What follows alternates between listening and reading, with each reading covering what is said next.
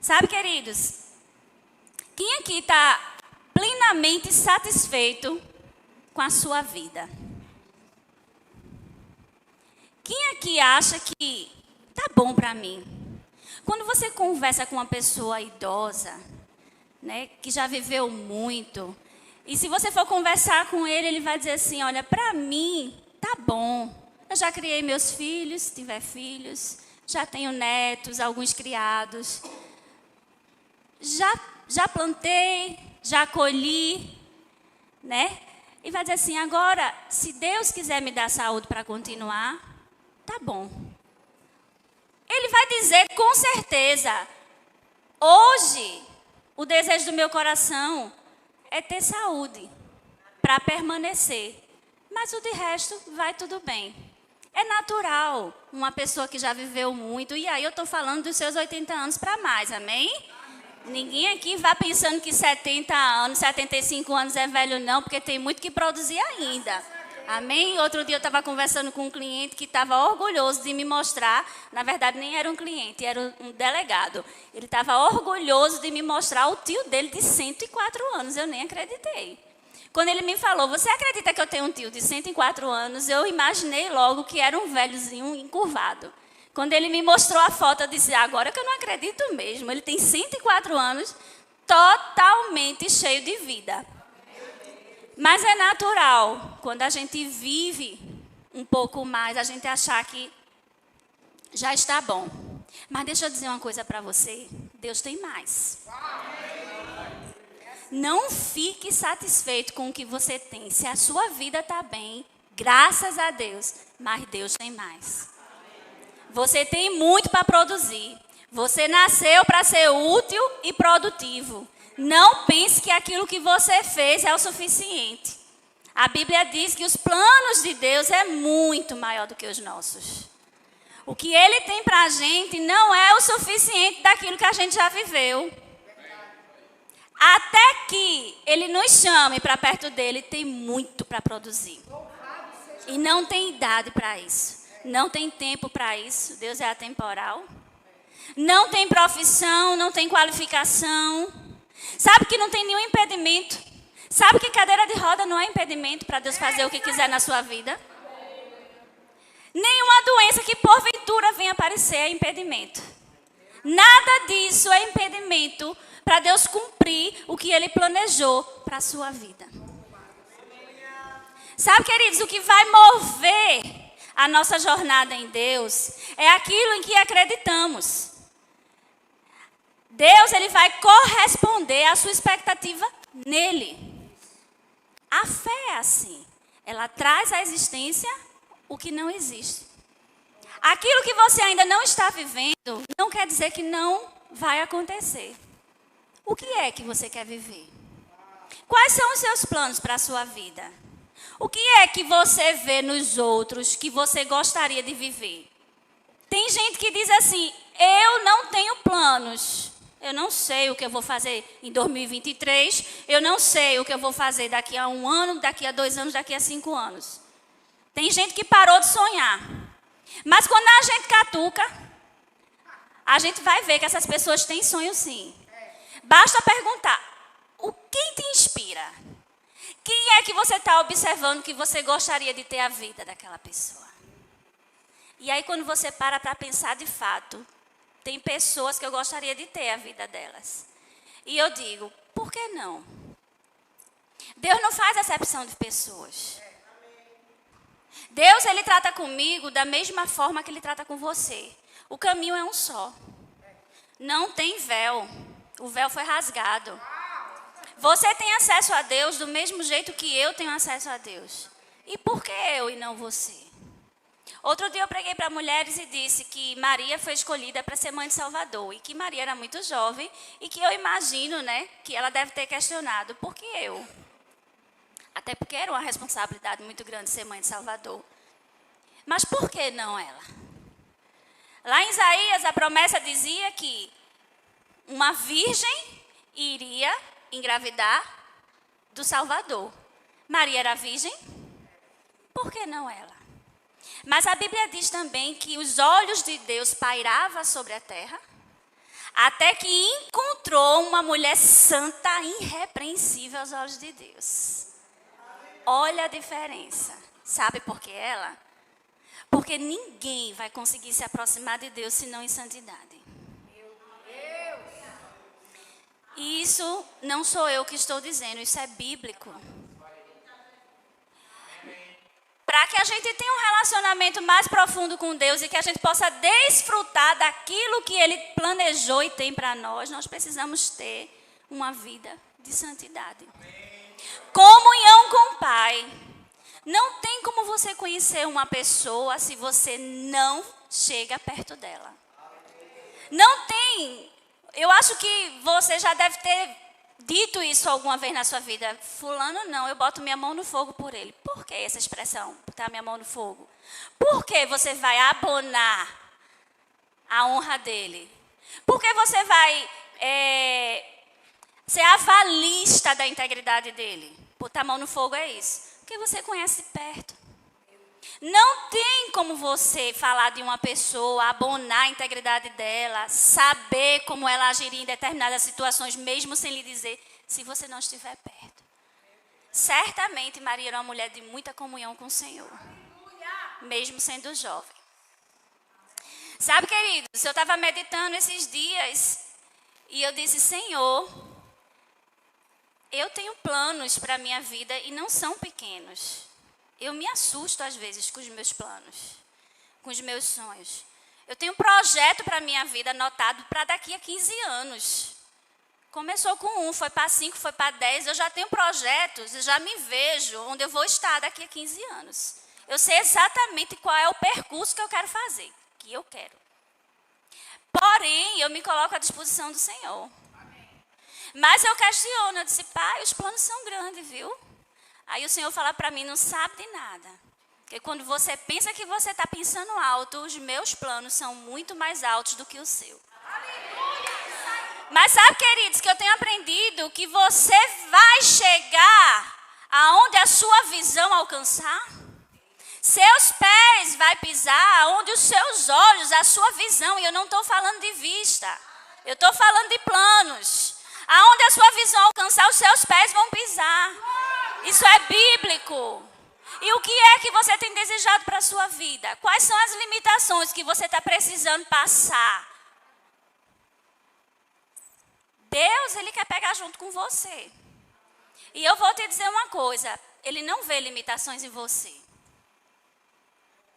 Mas uma vida de comunhão com Deus vai fazer você estar mais sensível para saber de fato se os seus planos é a vontade de Deus.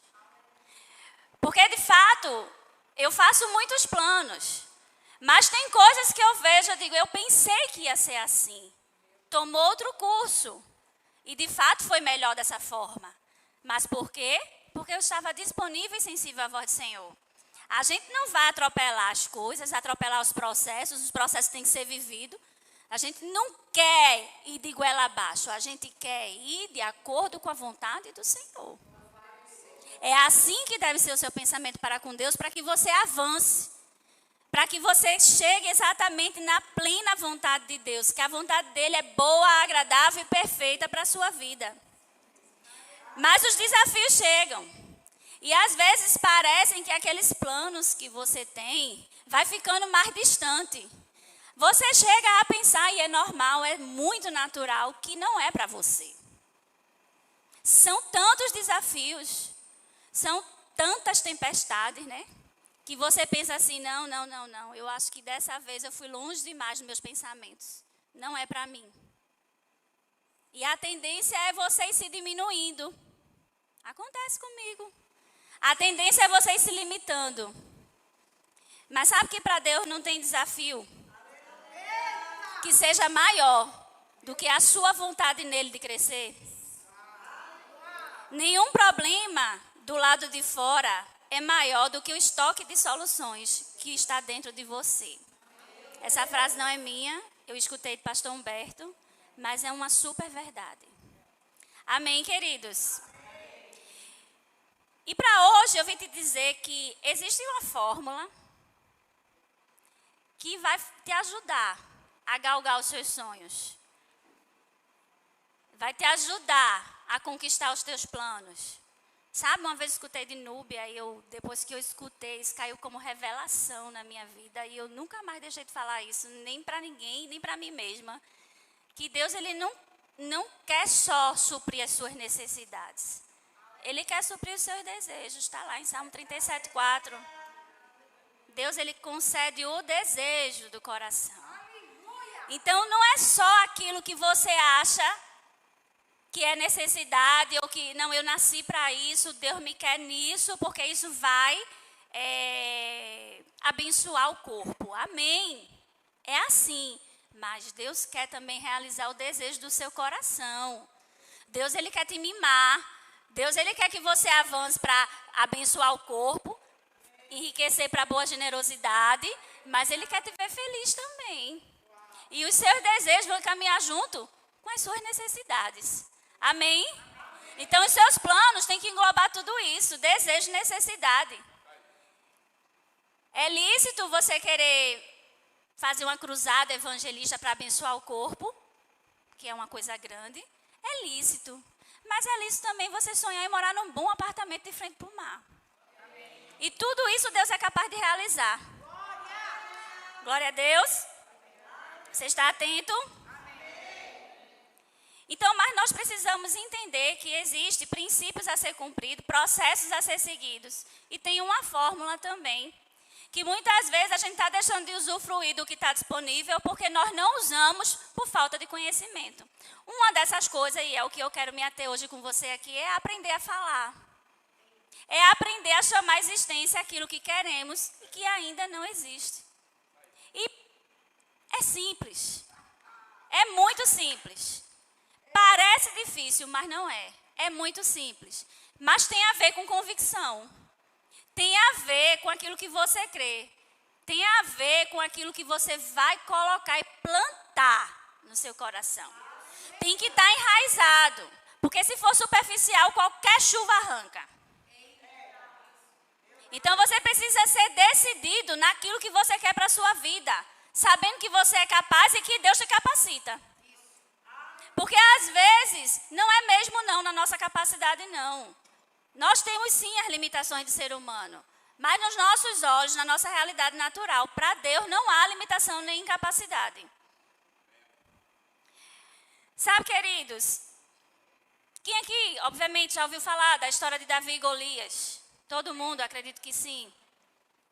Mas nessa história tem tantos ensinamentos a se tirar, mas tem algo que me chamou a atenção. E eu gosto muito de trazer um pano de fundo para a minha ministração de uma história bíblica. E eu pensei em várias.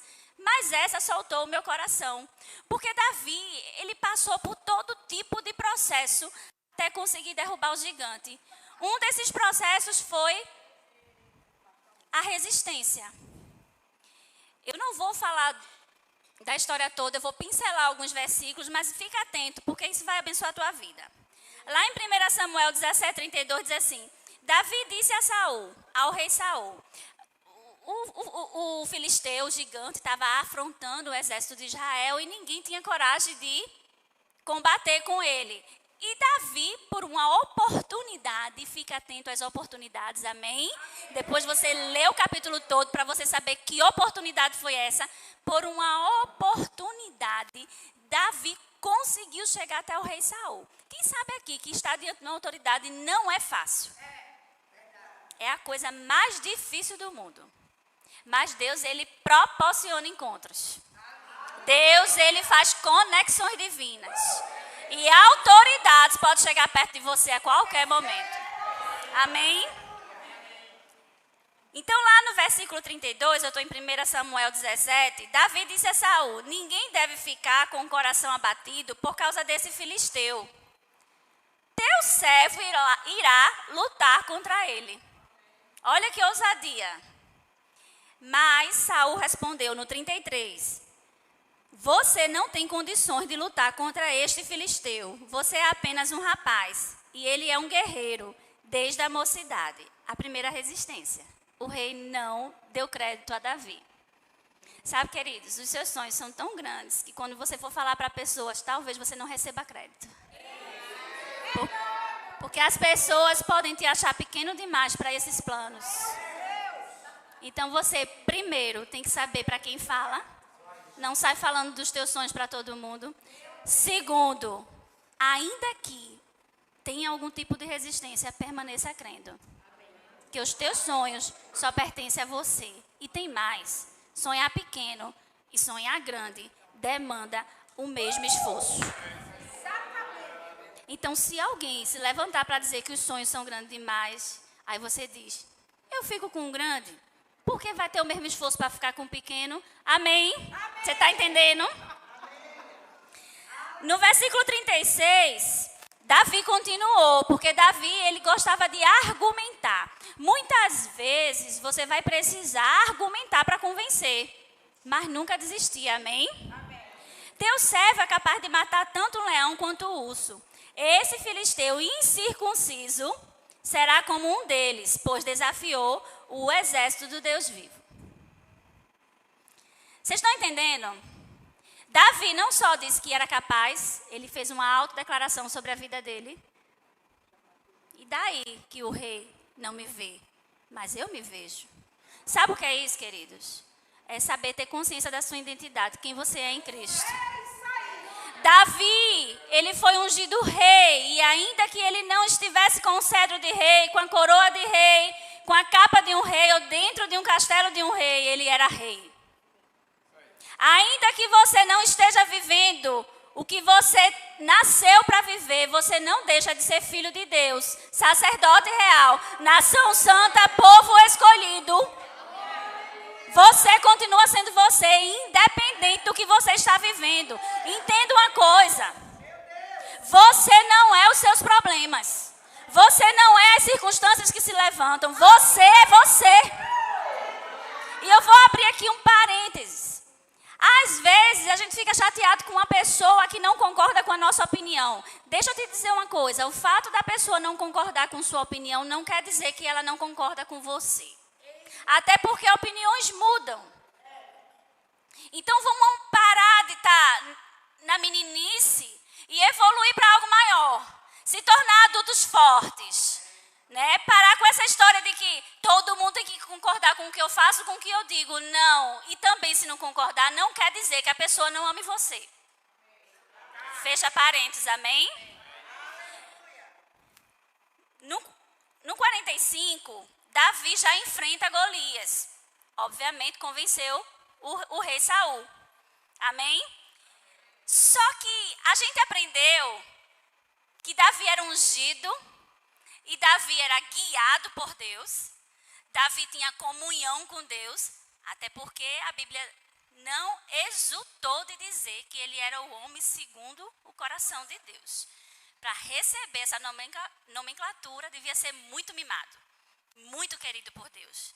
E para ser muito querido pelo Pai, tem que estar com muita afinidade com o Pai. Eu sou mãe, quem é pai aqui entende, que você não faz acepção de amor de filhos, mas tem um que é mais apegado a você do que o outro. E aquele que busca, acha. E às vezes você se pega dando mais atenção, mais amor àquele que está apegado a você. É natural. Mas não é você, é ele que se achegou a você. Então, Davi tinha um chamego com Deus. E aí a gente sabe que o que derrubou aquele gigante, o que derrubou aquele gigante foi uma pequena pedrinha. Ele tinha 5 pedras, mas só precisou de uma, certo?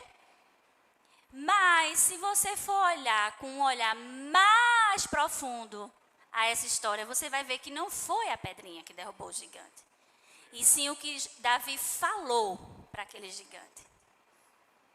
Sabe, queridos, quando você abre a sua boca, o que sai dela é dunamis, é poder, é bomba, é metralhadora. Sabe, Deus, ele é especialista, né? Em transformar as coisas simples em extraordinárias. Precisava que tivesse sido uma pedrinha, porque aí tem outros ensinamentos por trás. Mas, na verdade, ali tinha muito poder. E aí, eu fui ver, E eu vi que Davi falou 5 coisas que desestruturou o gigante. 5 palavras com muita convicção que não deixou o gigante de pé quando ele terminou de falar. A pedrinha foi só para concluir. Lá no 45 diz assim, Davi disse ao filisteu, você vem contra mim com espada, com lança e com dardo, mas eu vou contra você em nome de quem? Senhor dos exércitos, aleluia! Ele já estava anunciando que não estava só.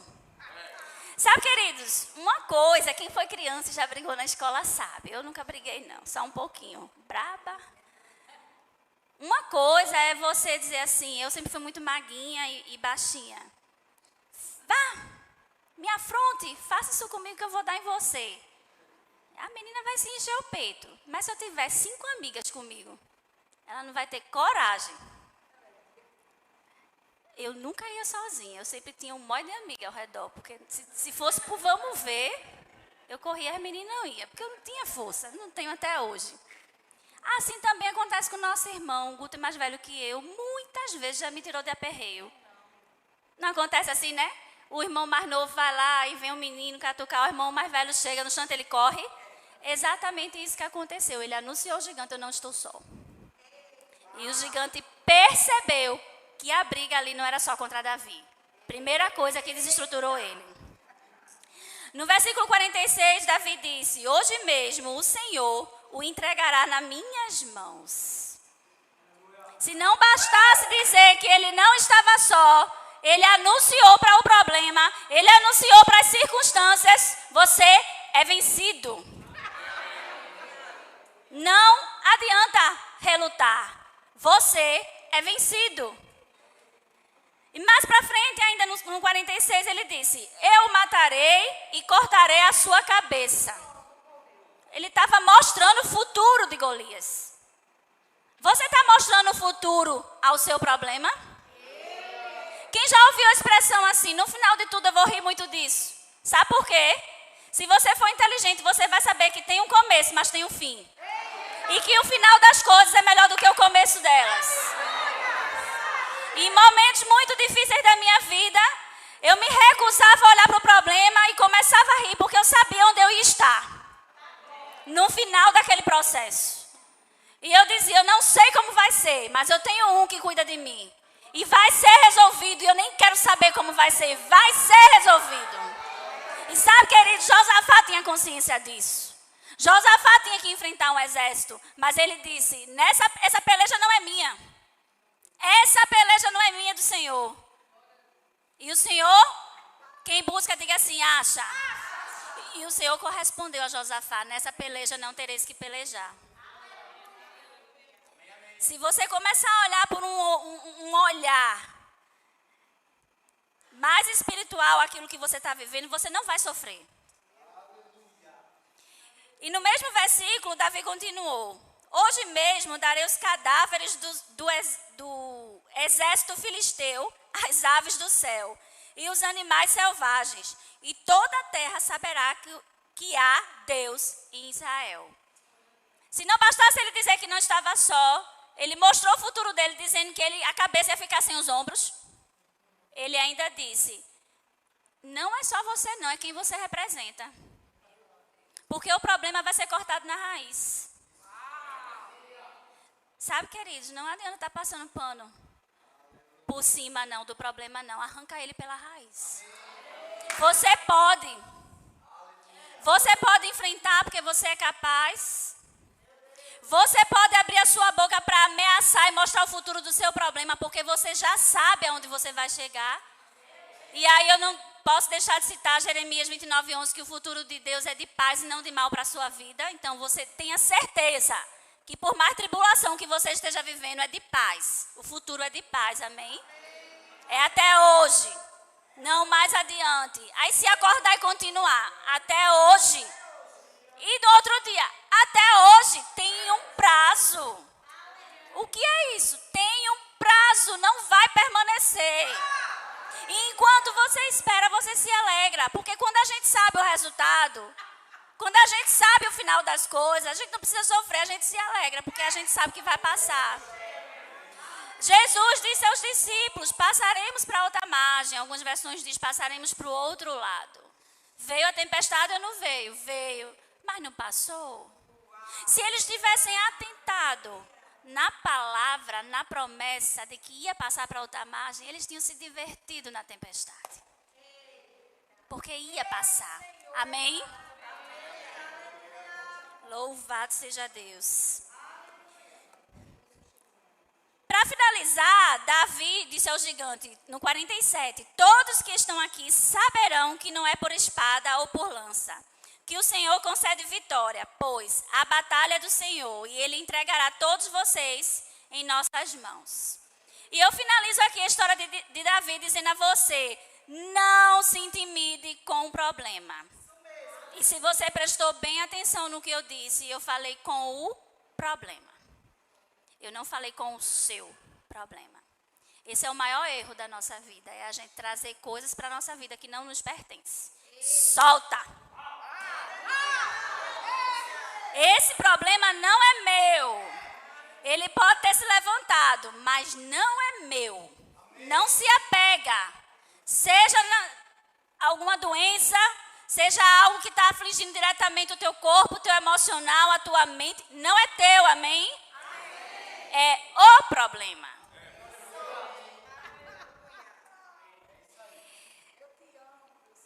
Então eu separei 3 chaves, e vai ser breve, para que você tome um posicionamento em relação à sua própria vida. O primeiro de tudo, obviamente não é a primeira chave, é você saber que você é capaz, que você tem uma identidade, quem você é em Deus. Sem isso, você não vai a lugar nenhum.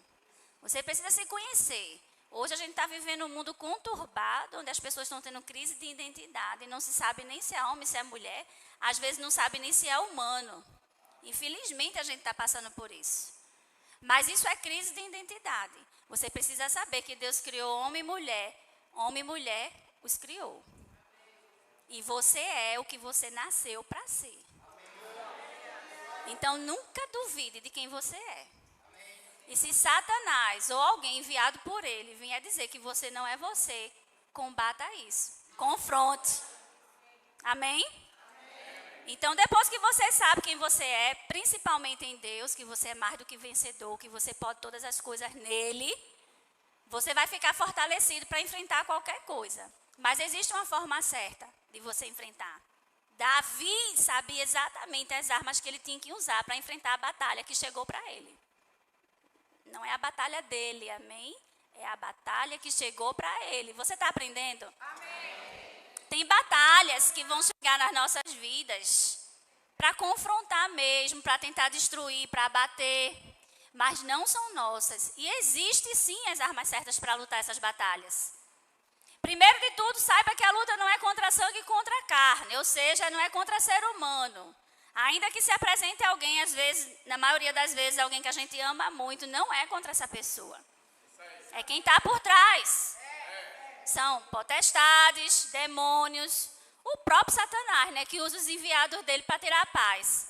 Mas você não vai ficar com raiva da pessoa, porque se você fizer isso, você não está sabendo usar as armas certas. Mas a fórmula, né, que eu encontrei para trazer aqui para vocês hoje, o princípio ativo, né, da gente lutar essas batalhas, está, como é que eu posso dizer assim, resumido numa frase. E a frase é, está escrito. Sabe, queridos, eu nunca tinha pregado sobre isso e comecei a estudar e ouvi tanta coisa boa. Eu disse, pai, eu vou pregar sobre isso, porque isso é uma chave poderosa para a gente passar mesmo por desertos, para a gente enfrentar muralhas.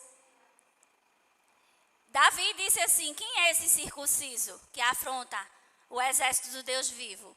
E circunciso na velha aliança significava pessoas que não tinham aliança com Deus. Então, Davi sabia que aquele filisteu, aquele gigante, não tinha aliança com Deus, ele não tinha a proteção de Deus. Do contrário, Davi tinha.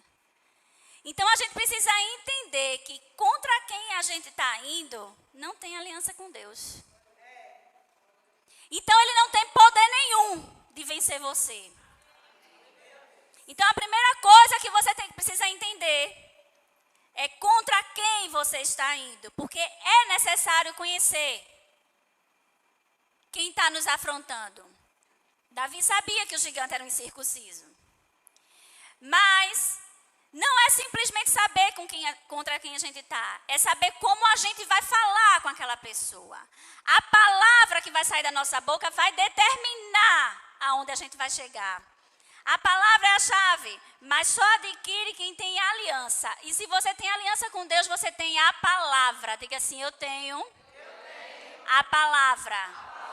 Essa é a principal arma que você tem para vencer as batalhas que porventura se levantem na sua vida. A palavra é o instrumento para dar substância às coisas. A palavra é uma lei espiritual. Aquilo que não existe ganhará substância quando você fala. Deus criou o mundo falando.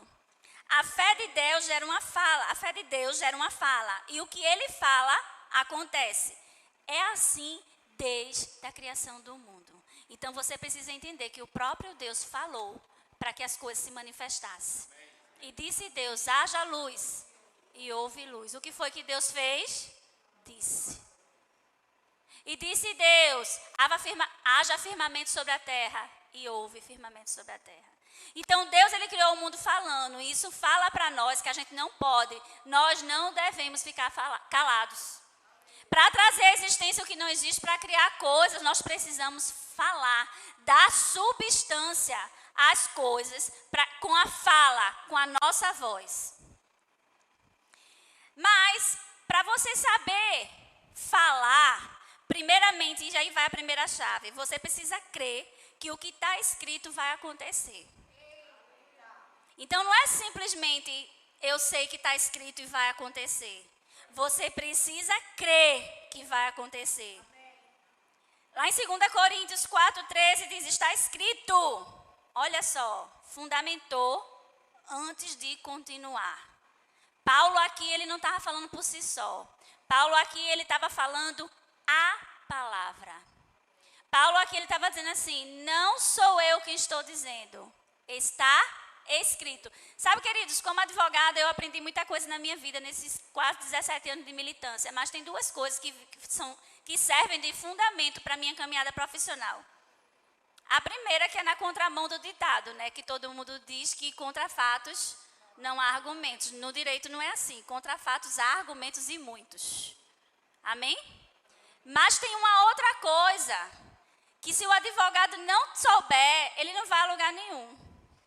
É que lei é para ser cumprida.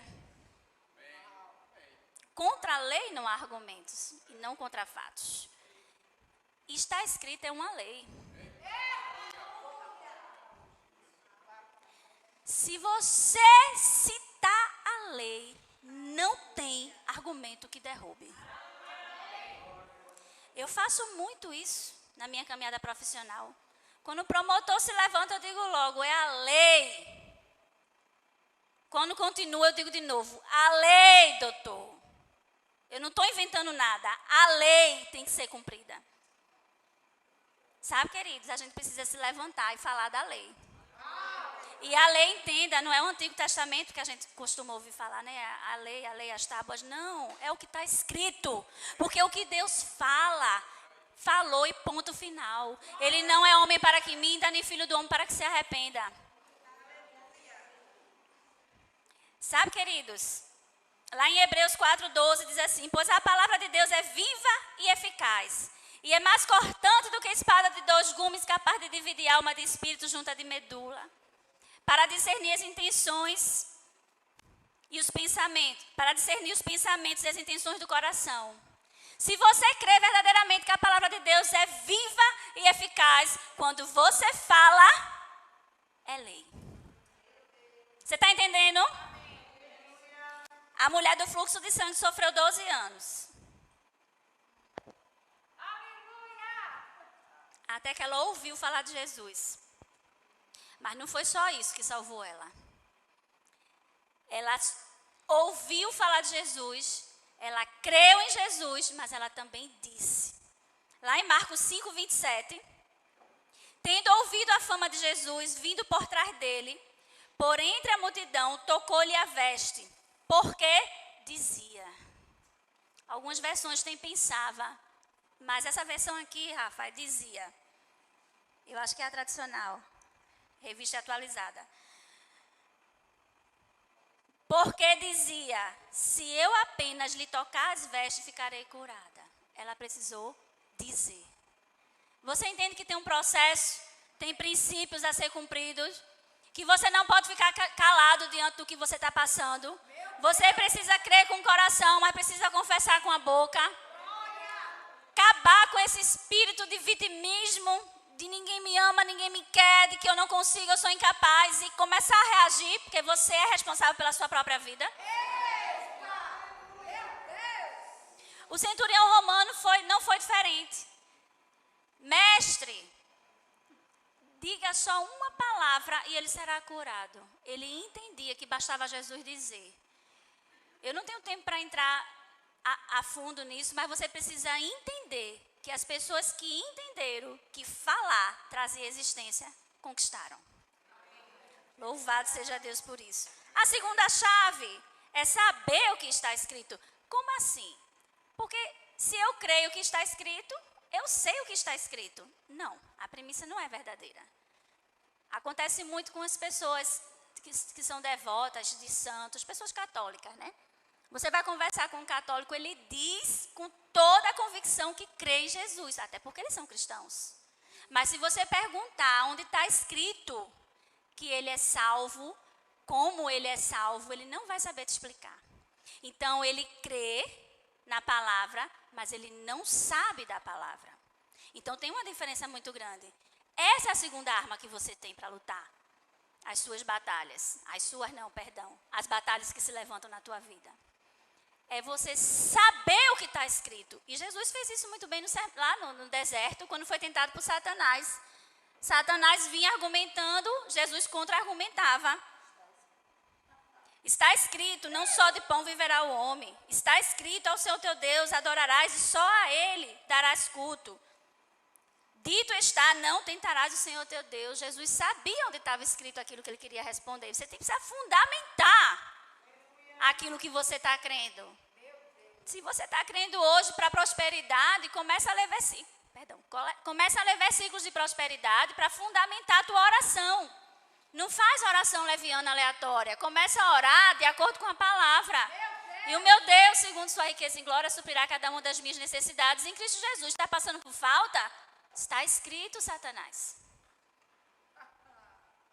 Se você está se sentindo incapaz, está escrito, diabo, eu sou mais que vencedor. O que é? Tem alguém te diminuindo? Eu sou geração eleita, está escrito. Sacerdócio real. Você precisa fundamentar na palavra. E quando eu falo fundamentar na palavra, você não precisa ser um expert em Bíblia, não. Você não precisa nem saber onde está o versículo. Basta que você saiba o que você está falando. Né? Nossa memória não é um computador. Eu sei que, de fato, tem algumas pessoas que têm dificuldade em decorar versículo. Está lá em Marcos tal, 4, 23. Não precisa. Só saiba que se você disser esse monte, mova-se, ele se moverá. O diabo, ele não vai te envergonhar, ele não vai te tentar dizer, se está escrito aonde, qual é a vírgula e qual é o ponto. Não. Tira essa mentalidade pequena de que você precisa estar o tempo todo provando alguma coisa para alguém. É para você, amém? Você sabe que está escrito que se você disser ao monte, mova-se, ele se moverá. Fundamenta isso e fala para ele. Fala para os teus pensamentos, fala para a tua mente, fala para a tua alma. Está escrito. Amém? E a terceira, para concluir, você precisa falar. Então você precisa crer, você precisa saber onde está e você precisa abrir a sua boca. Romanos 18 diz assim, mas o que ela diz? A palavra está perto de você. Olha aí a comunhão com o Senhor que eu comecei falando. A palavra é Jesus e o verbo se fez carne. A palavra é Jesus. Tem que estar perto de você, comunhão. Está em sua boca, diga eu tenho que falar. E em seu coração, diga assim, eu preciso crer. Isto é a palavra da fé que estamos proclamando. Você não foi chamado para meditar em problema, você foi chamado para... Me perdi aqui. Você foi chamado para ter comunhão com o Senhor. Então, a partir de hoje, quando as coisas se levantarem na sua vida, você já sabe que as suas armas não são naturais, que você vai lutar com as armas corretas. Você tem uma palavra, você vai crer na palavra e você vai falar a palavra. E se eu não ver resultado, continua falando. A perseverança produz fé. Não desanimemos. Lá em Tiago 1:5 ou 1:2, não me recordo agora, diz... Vamos ler, que agora eu me esqueci. Bota aí, Tiago 1:2.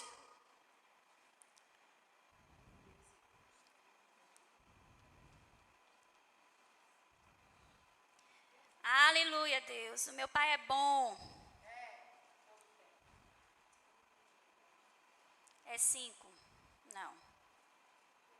Meus irmãos, é 2 mesmo. Considerem motivo de grande alegria o fato de passarem por diversas provações, pois você sabe que a prova da sua fé produz perseverança. Então, se você quer andar constante em fé, persevere. Se não aconteceu, persevera. Quem é que vai dizer o tempo? Não é o seu vizinho da esquerda, não é o da direita, não é a sua alma. Você não tem esse poder de dizer o tempo em que as coisas vão permanecer na sua vida. Quem vai dizer o tempo é Deus. Mas eu vou te dizer uma coisa. Se você perseverar, meditar, acelerar os processos com as armas corretas, o tempo diminui. Sabe, queridos, a gente precisa entender que tem a parte de Deus, mas também tem a nossa parte. Então, quer acelerar o processo, creia com mais convicção. E para concluir, eu anotei isso aqui, eu achei maravilhoso. A palavra é o sistema operacional do reino de Deus. Quando você fala a palavra, você está colocando o sistema operacional do reino de Deus em movimento. É feito um software de uma empresa.